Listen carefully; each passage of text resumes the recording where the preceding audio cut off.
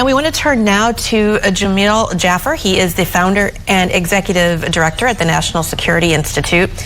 Your background, Jamil, in national security, you've worked on foreign policy, intelligence, and surveillance. We've talked with you many times. So what we know about the documents is that former President Trump had some pretty serious stuff, right? Nuclear programs, defense capabilities, potential military vulnerabilities.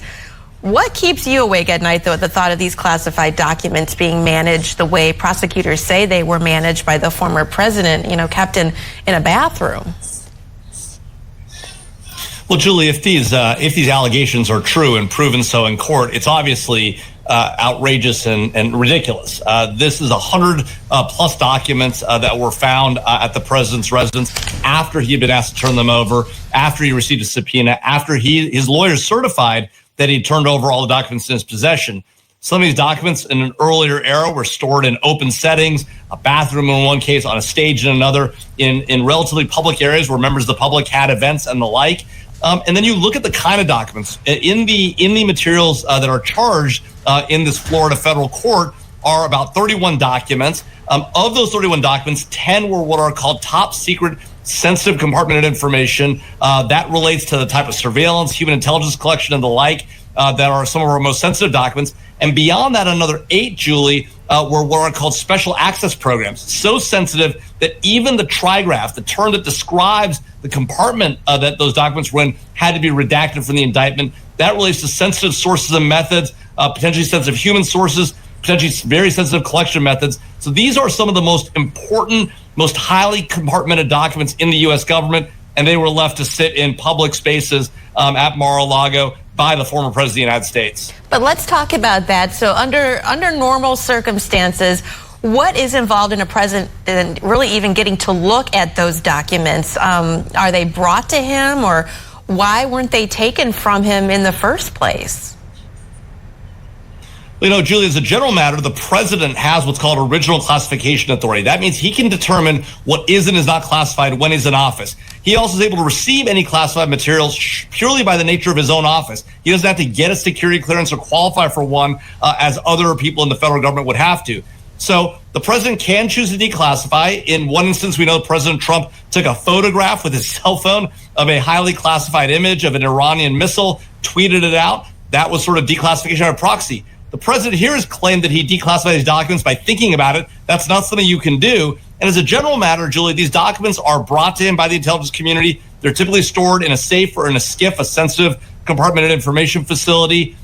Sometimes presidents do decide to take them with them to other places. They can choose to do so while they're president, not after they leave office, not when they don't hold security clearance, and not without letting somebody know and making a decision in something of a formal way, even if that's just saying it publicly or saying it to an individual or writing it down is the typical way to do it, Julie. So I guess, how do we know that the feds got all of them? Are they numbered, or are they cataloged? How does that work? Do you know?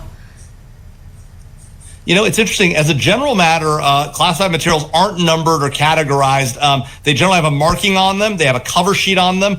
Sometimes they can be serialized, but not often. It's an unusual case when that happens.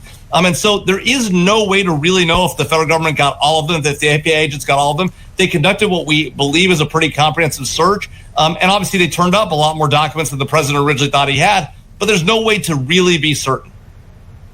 So, Jamil, others have been found with documents, right? President Biden and former President Pence, they were found with some of these top secret documents, but they did respond differently. So is that what this is really about, the response? Was this all avoidable by former President Trump? Well, certainly, look, if you have documents and you're asked for them back, you have to give them back. The Espionage Act actually criminalizes withholding documents after you're requested to give them back. So that's what the president is charged with on the Espionage Act charges.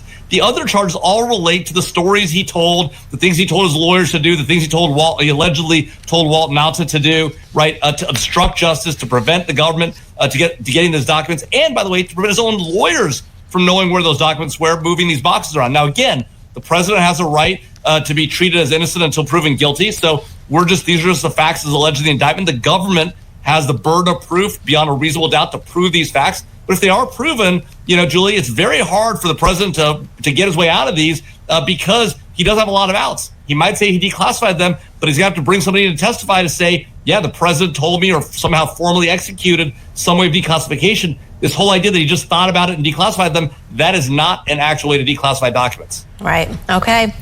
Jamil Jaffer, founder and executive director at the National Security Institute. Once again, thank you for your time, for weighing in on all of this. We appreciate it.